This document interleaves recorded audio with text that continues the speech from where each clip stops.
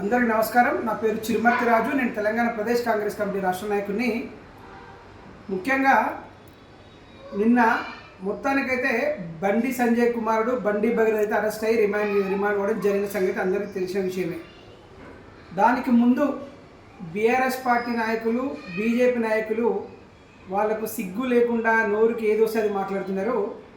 Congress party దాచిపెట్టింది భగీరథని, Revanth రెడ్డికి సంబంధంలో రేవంత్ రెడ్డికి ఏమైనా పాలోడా, రేవంత్ రెడ్డి అన్న కొడుక తమ్మిడి కొడుక భగీరథ.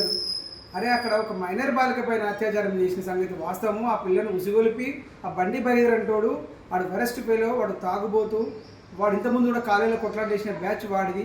వాడు ఆ పిల్లని అన్యాయం చేసిందని ప్రజలు ముగ్గురు వాడు తల్లిపై పిటిషన్ ఇస్తే దాన్ని గవర్నమెంట్ సీరియస్ తీసుకొని ముఖ్యమంత్రి స్వయంగా డీజీపీకి ఆదేశాలు జారీ చేసి ఎంక్వైరీ చేసి పట్టుకొని రిమాండ్ చేయడం జరిగింది.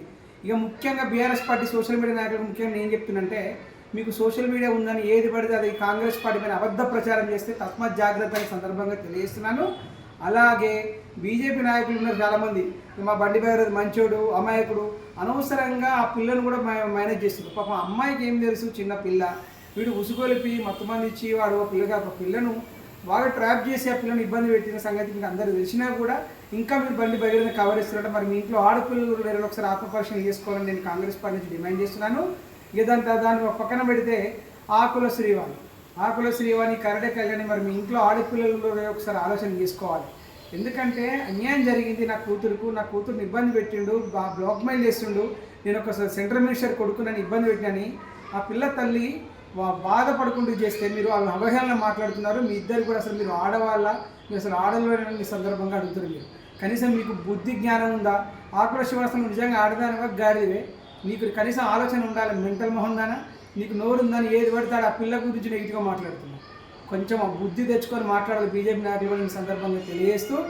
ఇక్కడ ఉన్నది ఎవరో కాదు, ఫామ్ హౌస్లో వండుకునే మీ కేసీఆర్ లాగా మా రేవంత్ రెడ్డి కాదు. గత 10 సంవత్సరాలు ఎన్నో రేపులు జరిగిన, ఎన్నో మర్డర్లు అయినాయి. మిట్ట మధ్యాహ్నం అడ్వకేట్లు నరికి చంపినా కూడా మీ గత పాలకులు ఏం పట్టించుకోలేదు. ఈరోజు ఇక్కడ ఉన్నది టైగర్ నల్లమల పెద్ద పులి రేవంత్ రెడ్డి, ప్రజాపాలనకి ప్రజా ముఖ్యమంత్రి. ఎవడైనా చిన్నవాడ, పెద్దవాడ, మిడిల్ ఫ్యామిలీ, పేద మధ్యవర్గ, ఇవన్నీ కావు. పెద్ద మంత్రి కొడుక, సెంట్రల్ మినిస్టర్ కొడుక, ఇవన్నీ ఎవడు తప్పు చేస్తే వాడిని లోపలేసి ఎవరికైతే అన్యాయం జరుగుతుందో అన్యాయం జరిగిన వాళ్ళకి న్యాయం చేయాలని కంకణం కట్టుకొని పేదల పక్షాన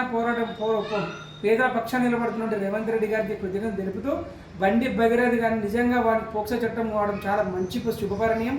వాడికి నిజంగా చట్టం చాలా శిక్ష అనుభవించాల్సిన వాడు. దాని ఇంకో ఉద్దేశం ఏంటంటే, ముఖ్యంగా రేవంత్ రెడ్డి గారు తీసుకున్న నిర్ణయాలు తెలంగాణ రాష్ట్ర ప్రజలందరూ చాలా సంతోషంగా రిసీవ్ చేసుకుంటారు. ఎందుకంటే ఎవరి కొడుకు అయితేంది అని, సెంట్రల్ మినిస్టర్ కొడుకు అయితేంది, మంత్రి కొడుకు అయితేంది, ఎమ్మెల్యే కొడుకు అయితేంది, దొంగే కాబట్టి చట్టం తన పని తాను చేసుకుంటూ పోతుంది. ఇలాంటి కాంగ్రెస్ పార్టీలో సాధ్యం కాదు. దొంగలకు మేము పక్కలేయము, దొంగలకు మేము దాచిపెట్టము. ఎవరు దొంగలు చేసినా వాళ్ళని నిర్దాక్షిణ్యంగా జైలుకి పంపడం రేవంత్ ప్రభుత్వం అనే సందర్భంగా తెలియజేస్తుంది.